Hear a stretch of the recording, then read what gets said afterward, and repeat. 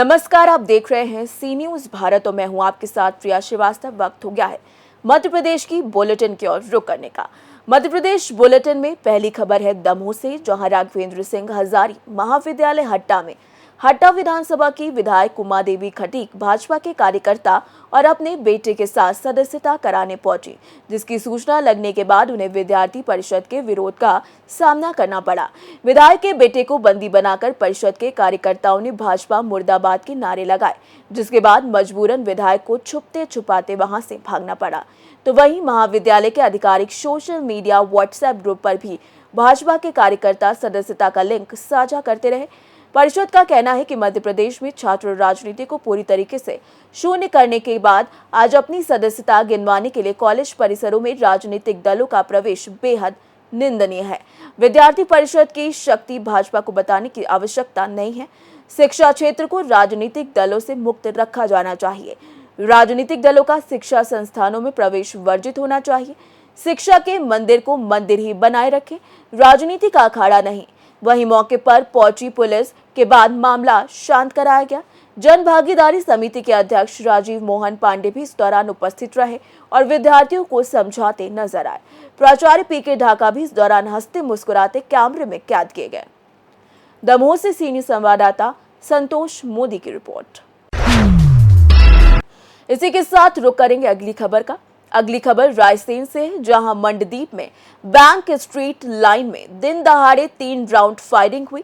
बड़े चौहान के ऑफिस के सामने फायरिंग हुई। हालांकि फायरिंग में कोई हताहत नहीं हुई। वहीं आरोपियों को पुलिस ने गिरफ्तार कर लिया है। फायरिंग से औद्योगिक नगरी दहशत में है। बताया जा रहा है कि कार निकालने को लेकर आरोपियों का मामूली विवाद हुआ था। विवाद के बाद आरोपियों ने बाइक से आकर फायरिंग की। आरोपी ग्वालियर के रहने वाले बताए जा रहे हैं और मंडदीप के शीतल सिटी के किराए के मकान में रह रहे थे। वहीं गोलीबाजी की घटना के बाद नाराज रहवासियों ने थाने का घेराव किया। रायसेन से सी न्यूज संवाददाता मनीष वर्मा की रिपोर्ट। इसी के साथ रुक करेंगे अगली खबर का। अगली खबर रतलाम से है, जहां नवरात्रि के मौके पर रतलाम के प्रसिद्ध कालिका माता मेले में इस बार भी सैकड़ों दुकानें लगेंगी, लेकिन इस बार दुकानों के बाहर प्रोपराइटर का नाम लिखना जरूरी होगा। रतलाम नगर निगम की राजस्व समिति का ये फैसला है, जिसमें साफ कहा गया है कि इस बार दुकानों के बाहर प्रोपराइटर का नाम लिखना होगा ताकि दुकानों की कालाबाजारी रोकी जा सके।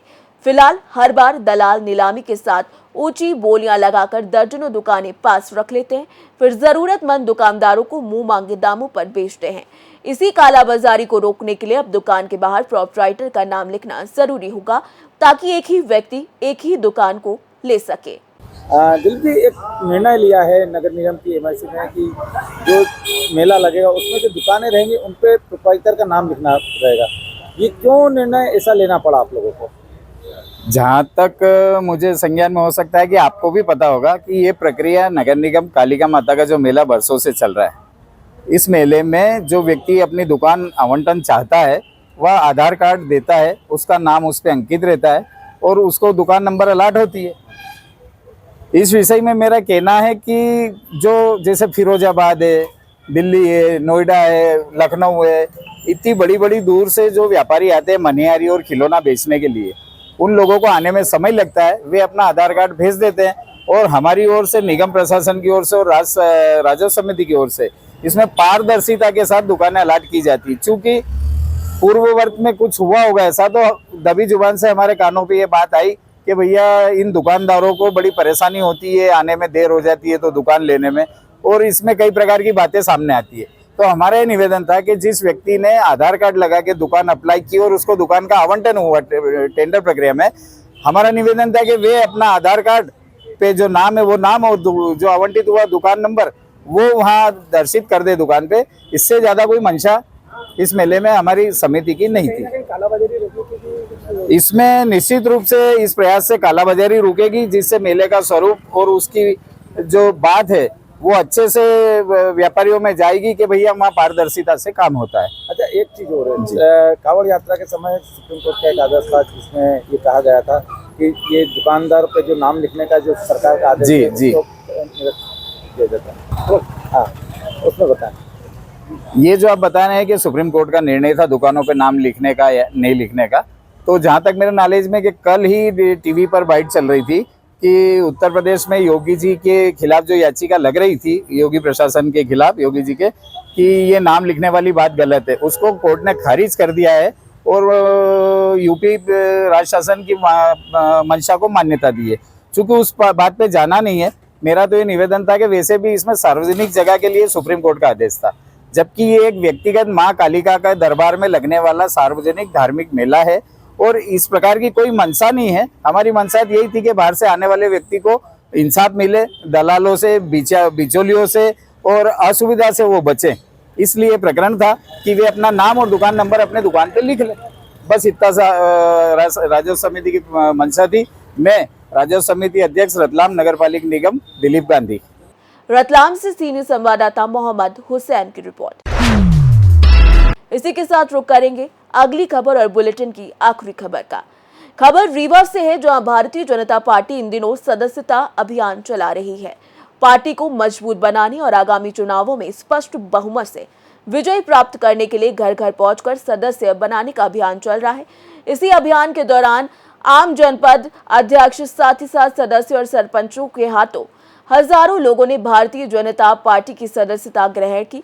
जिले के गंगेव में आयोजित पंडित दीनदयाल उपाध्याय की जयंती समारोह में जनपद पंचायत गंगेव के अध्यक्ष विकास तिवारी ने भारतीय जनता पार्टी की सदस्यता ग्रहण की। आयोजित समारोह में रीवा सांसद जनार्दन मिश्रा, मनगवा विधायक नरेंद्र प्रजापति ने जनपद अध्यक्ष के साथ ही जनपद सदस्यों और सरपंचों के साथ करीब 5000 लोगों को भारतीय जनता पार्टी की सदस्यता दिलाई। भाजपा में शामिल होने के बाद जनपद अध्यक्ष विकास तिवारी ने कहा कि भारतीय जनता पार्टी के विचारों और विकास कार्यों से प्रेरित होकर भारतीय जनता पार्टी की सदस्यता ग्रहण की है, जिससे अपने क्षेत्र का विकास कर सके। वहीं इस दौरान सांसद रीवा और मनगवा विधायक ने जनपद अध्यक्ष विकास तिवारी और पार्टी में स्वागत करते हुए कहा कि वो हमेशा विकास कार्यों में सहयोग करते हैं। पार्टी में शामिल होने से क्षेत्र का ज्यादा से ज्यादा विकास होगा। अध्यक्ष के नेतृत्व में हजारों लोगों ने सदस्यता ली है, क्या मानते हैं कि इससे भारतीय जनता पार्टी कितना मजबूत है? आज भारतीय जनता पार्टी के प्रथम चरण का सदस्यता अभियान का अंतिम दिन है और आज के दिन जो विकास तिवारी जी हैं, इसी गंगेव जनपद के जनपद अध्यक्ष रहे हैं और वो विकास के कार्यक्रम में सदैव सकारात्मक रूप अपनाते हैं और इस मंशा के साथ मोदी जी की जो विचारधारा है, हमारे पंडित दीनदयाल उपाध्याय जी की और श्यामा प्रसाद मुखर्जी जी की विचारधारा को अपनाते हुए उन्होंने पार्टी में यहाँ पर लगभग 1500-2000 से भी ज़्यादा संख्यात्मक तौर पर यहाँ पर कार्यकर्ता हैं, उनके साथ में सदस्यता ली है और मैं समझता हूँ कि पार्टी अपनी मजबूत होगी और पार्टी जो परिवार है वो भी बड़ा होगा। और पार्टी की दिशा लाइन के तहत मेरी इसी बूथ में ड्यूटी लगाई गई थी, बूथ क्रमांक 265, और उसी बूथ क्रमांक में ये कार्यक्रम आयोजित किया गया और इस कार्यक्रम में सभी लोगों ने ये पार्टी की सदस्यता ग्रहण की है। मैंने सभी से कहा है अब यहाँ के पश्चात सभी लोग अपने अपने बूथ में जाएंगे और मैं भी अभी यहाँ से निकलूँगा तो प्लॉट में जाऊँगा और लोगों के बीच में जा करके सदस्यता अभियान अभी 6-7 बजे तक करूँगा। पार्टी में विकास आ गया तो विकास में बढ़ेगी सर? बिल्कुल बढ़ेगी। जब परिवार बड़ा होता है तो स्वाभाविक सी बात है कि जो विरोध होता है वो कम होता है और जब बहुमत होता है तो हम लोग एक बेहतर निर्णय पर पहुँच पाते हैं। यही सीधी सी बात यहाँ पर भी है। अब तो विपक्ष में होगा? नहीं, विपक्ष है लेकिन अब उस स्थिति में विपक्ष नहीं है जिस स्थिति में पहले था। कांग्रेस के जनपद अध्यक्ष और के कार्यकर्ता और सरपंच द्वारा सब वार्ता से ली गई, इस पार्टी को और मजबूती मिलेगी, क्या करते हैं? निश्चित रूप से विकास तिवारी जी एक ऊर्जावान जनपद अध्यक्ष हैं, ये ऊर्जावान कार्यकर्ता हैं, उनके जो साथी हैं वो भी सब ऊर्जा से लबरेज हैं और सब विकास के लिए प्रतिबद्ध हैं और निश्चित रूप से उनके कार्यों से जनता को राहत मिलेगी और जनता को राहत मिलेगी तो पार्टी को मजबूती मिलेगी।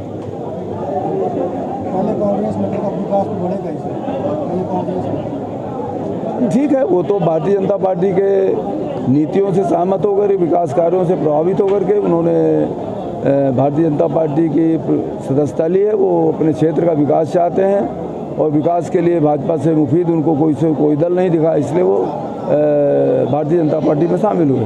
इस सभा में आज कितने लोगों ने सदस्यता ली? अब वो संख्या रेफरल से आएगी, कुछ देर बाद पता चलेगी, 2-2,500 के लगभग होगी।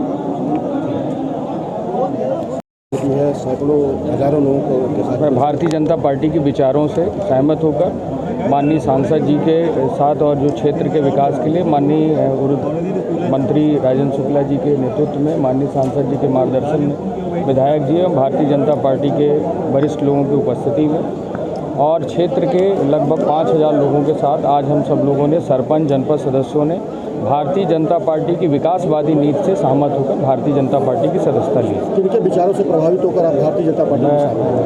मैं मोदी जी, माननीय मंत्री जी राजेंद्र शुक्ला जी और जनार्दन मिश्रा माननीय सांसद जी के विचारों और मार्गदर्शन पर और माननीय विधायक जी के साथ और सहयोग से लगातार जो क्षेत्र का विकास सतत चल रहा है उससे सहमत होकर मैंने भारतीय जनता पार्टी की सदस्यता ग्रहण की। भाजपा में शामिल होने से विकास की दूरी क्या और आगे बढ़ेगी? बिल्कुल निश्चित रूप से माननीय सांसद जी ने अभी 17 करोड़ की राशि हमारे जनपद को दी है। माननीय विधायक जी लगातार प्रयास कर रहे हैं। माननीय ऊर्जा मंत्री जी ने 50 बेड का अभी हॉस्पिटल 10 करोड़ का गंगेऊ को दिया है। इन्हीं सब बातों से प्रभावित होकर विकास की लगातार गंगेऊ को जो भारतीय जनता पार्टी सौगात दे रही है उससे सहमति होकर मैं भारतीय जनता पार्टी के विचारों से सहमत होकर भारतीय जनता पार्टी की आज प्राथमिक सदस्यता ग्रहण की। जनता में उत्साह भी देखा गया और जनता के लगातार सांसद जी और जो विधायक जी और माननीय मंत्री जी लगातार प्रयास कर रहे हैं, उसमें जनता तक हम सब बात पहुंचाने का प्रयास कर रहे हैं और जनता तक जो सड़क, बिजली, पानी की जो मूलभूत समस्याएं हैं उसको दूर हो रही हैं। तो निश्चित रूप से जनता में इसका उत्साह रहेगा और जनता ने समर्थन दिया, इस बात ये आप सब लोग देख सकते हैं। रीवा से सीएमए संवाददाता अर्जुन तिवारी की रिपोर्ट। फिलहाल मध्य प्रदेश के इस बुलेटिन में इतना ही। देश दुनिया की बाकी खबरों के साथ जुड़े रहने के लिए आप देखते रहिए सी न्यूज़ भारत।